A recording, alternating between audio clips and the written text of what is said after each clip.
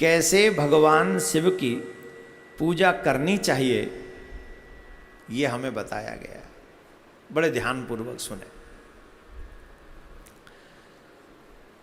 इसमें समस्त, देखो व्यक्ति कई प्रकार के दुखों से दुखी है और प्रमुखतः चार हैं।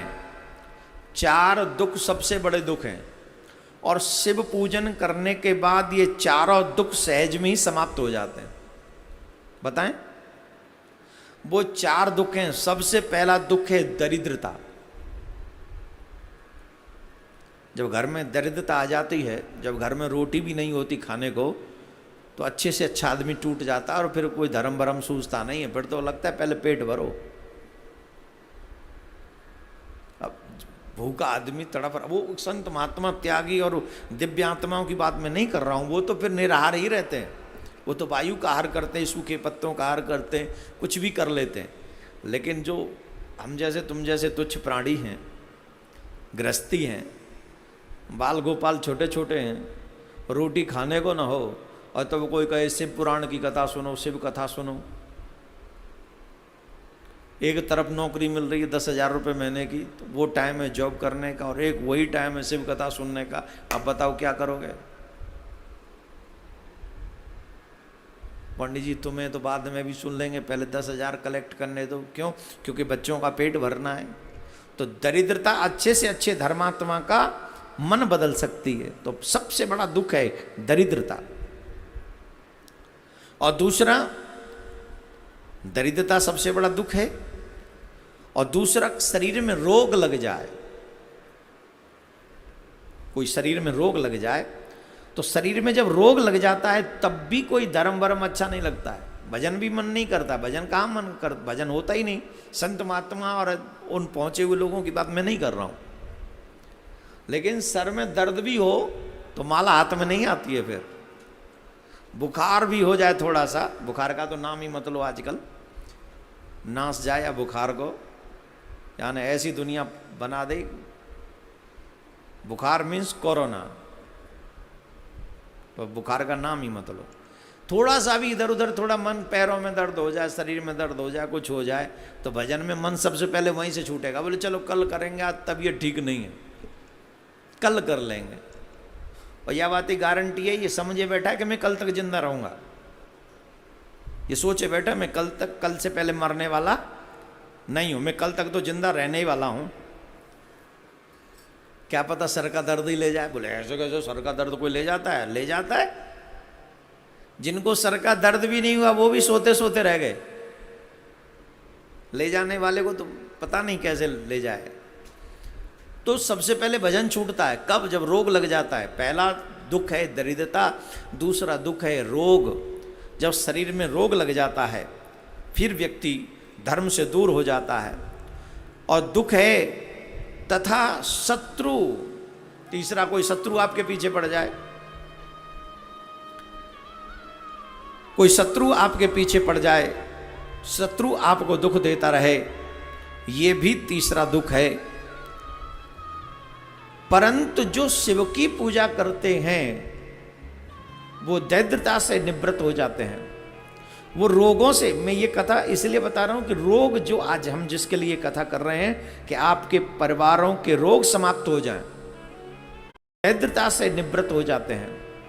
वो रोगों से, मैं ये कथा इसलिए बता रहा हूं कि रोग जो आज हम जिसके लिए कथा कर रहे हैं कि आपके परिवारों के रोग समाप्त हो जाएं, आपके परिवारों में रोग न रहे, इसलिए मैं ये बात कह रहा हूं आपसे। दरिद्रता समाप्त हो जाती है शिव पूजन से, निरोगी काया प्राप्त हो जाती है शिव पूजन से, शिव की पूजा से, और शत्रुओं पर विजय प्राप्त कर लेता है व्यक्ति शिव पूजन से, शिव भक्ति से। जो मनुष्य भगवान शिव का पूजन नहीं करता वह भगवान शिव की पूजा होते ही सारे, जो नहीं करता वो इन दुखों में पड़ जाता है। और जो भगवान शिव की पूजा करना प्रारंभ कर देता है उसके ये सारे दुख उसी समय समाप्त हो जाते हैं, विलीन हो जाते हैं। तत्पश्चात समस्त सुखों को प्राप्त हो जाता है और समय आने पर उपासक की मुक्ति हो जाती है। ध्यान देने योग्य बात है।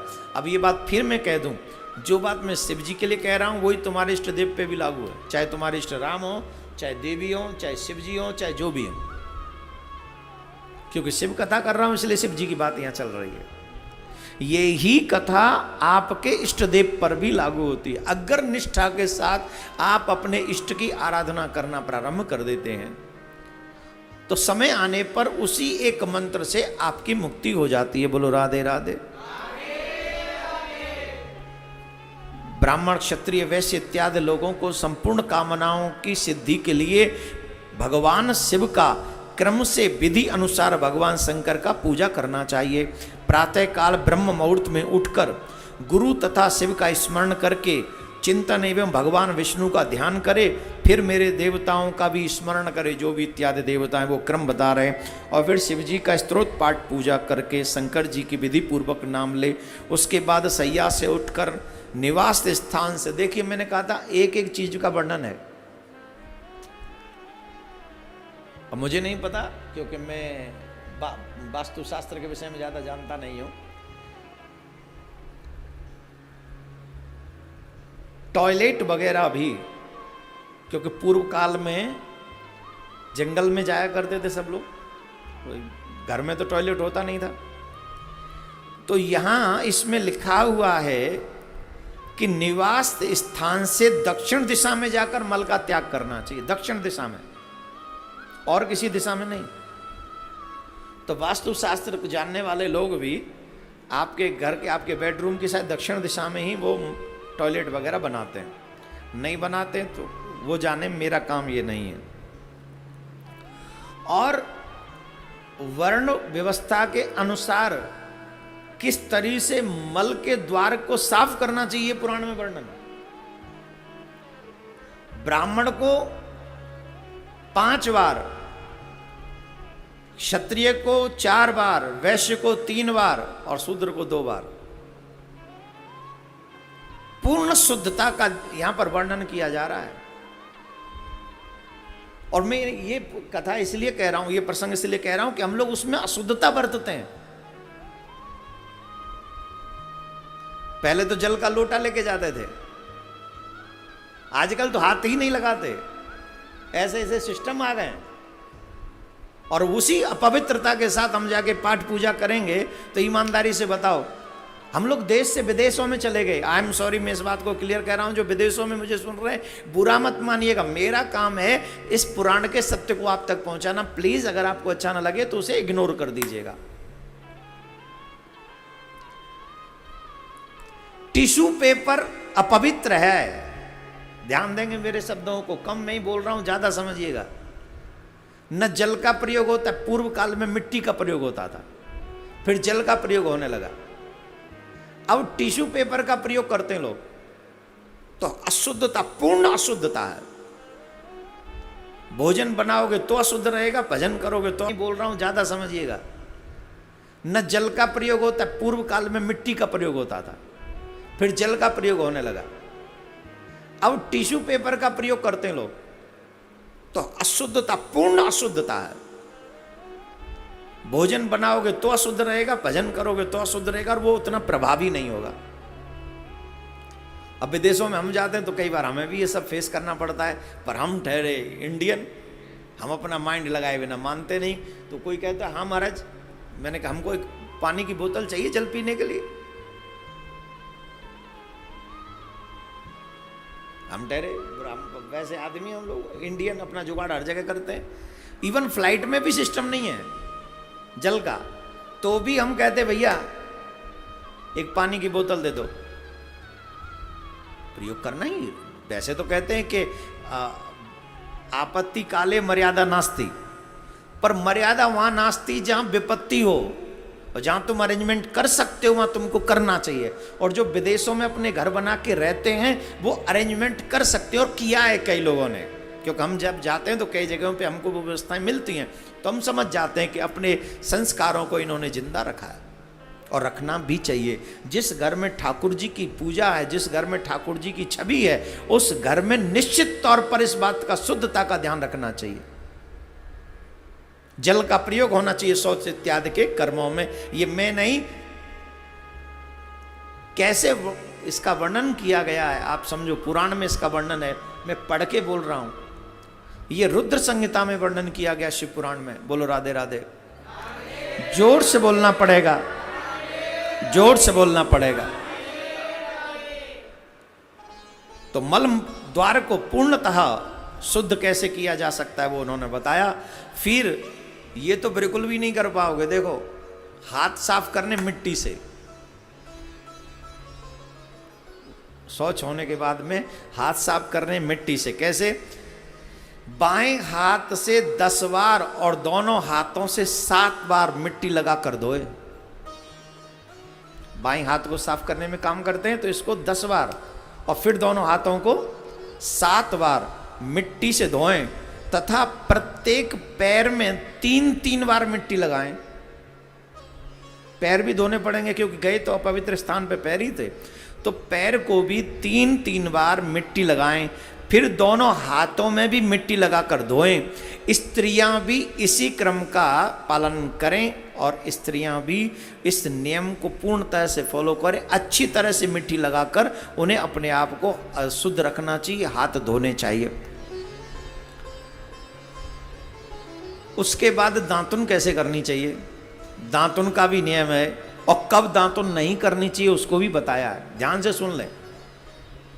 हमारे यहाँ तो अमावस्या में भी टूथ ब्रश चल रहा है, पूर्णिमा में भी ब्रश चल रहा है, और कई लोगों को, सनातनियों को मैं बता दूं, बड़े अच्छे, मैं आपको प्रणाम कर रहा हूं, हे सनातनियों तुम धन्य हो, व्रत में भी कॉलगेट चल रही है। बोले हमारे दांत कल का तो दांतुन सूर्यास्त के बाद होनी ही नहीं चाहिए।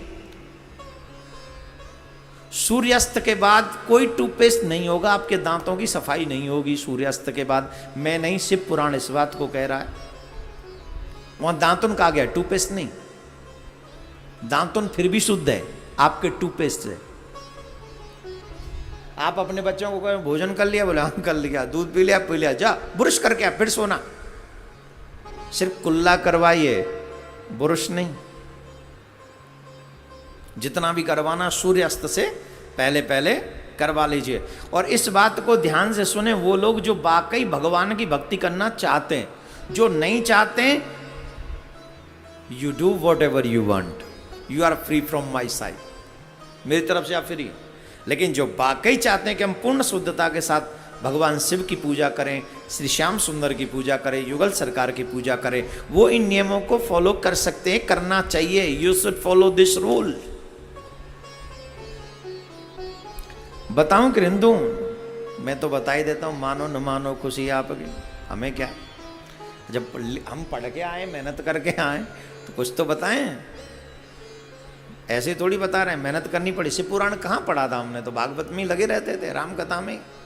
अब आपको सुना रहे हैं तो पढ़ रहे हैं, फिर पढ़ रहे हैं तो नए नए नियम बता रहे हैं आपको। सुनो, वर्ण के अनुसार ही दांत साफ करने चाहिए। ब्राह्मण को कैसे, क्षत्रिय को कैसे, वैश्य को कैसे, तो ध्यान से सुनो। ब्राह्मण को 12 अंगुल की दांतुन रखनी चाहिए,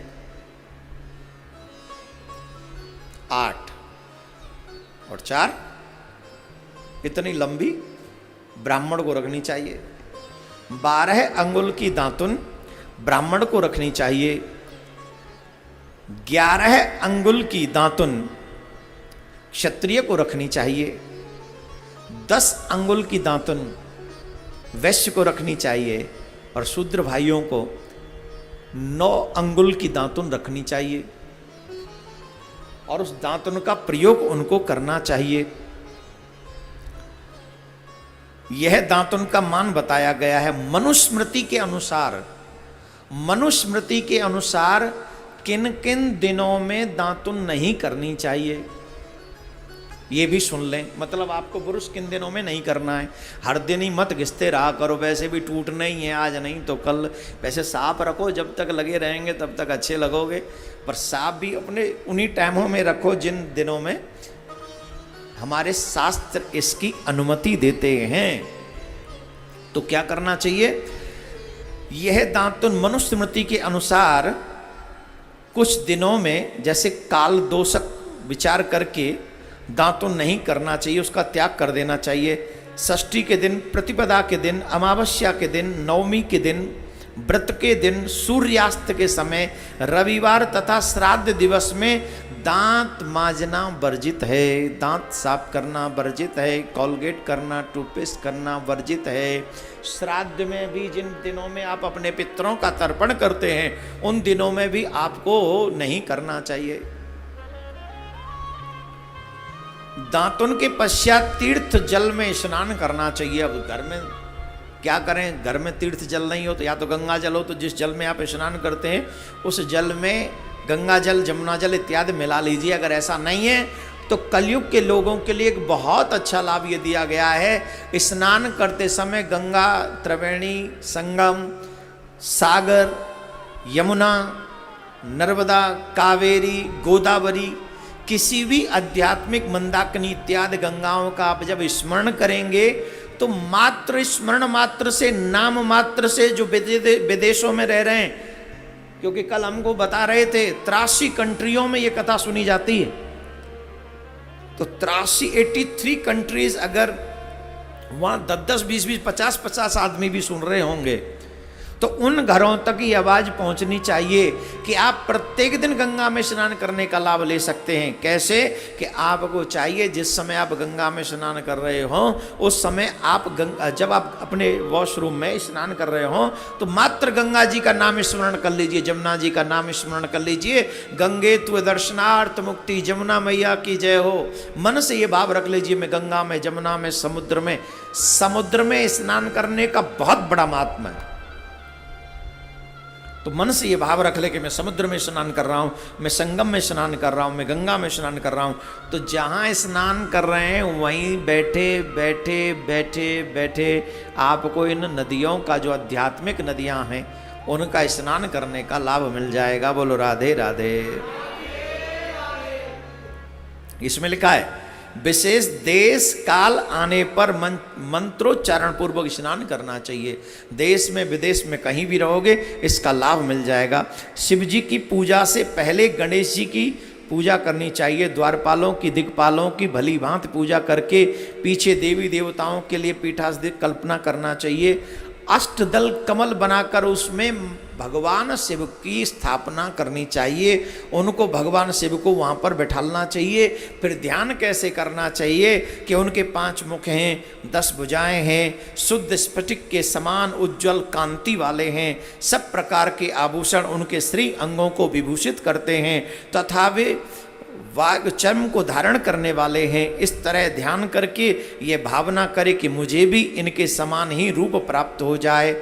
ऐसी भावना करके मनुष्य सदा के लिए अपने पाप को भस्म कर डालते हैं। जो मनुष्य भगवान शिव की इस तरीके से पूजा करते हैं अथवा सेवा करते हैं। बोलो राधे राधे।